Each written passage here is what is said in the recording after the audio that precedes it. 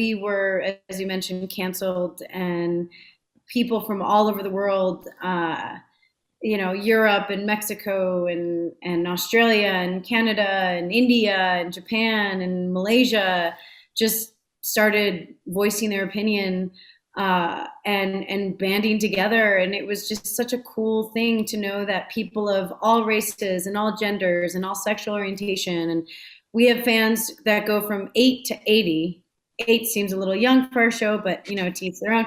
And um, it was great. I mean, it was so nice to have that like global embrace of knowing that it wasn't like people in corporate positions pushing for a certain show. It was literally the people speaking and voting for a show that they felt represented them and made them feel less alone, and inspires them, which I think the best media does. It makes you feel like we are all in this together and we're not islands and we're part of the human community. And so to me, the best storytelling is really brings people together and is very inspiring. So going to work after that, my heart was so full. And especially for me in particular, I don't play like a cool character. Like I'm not an angel, I'm not a demon, I have no celestial powers.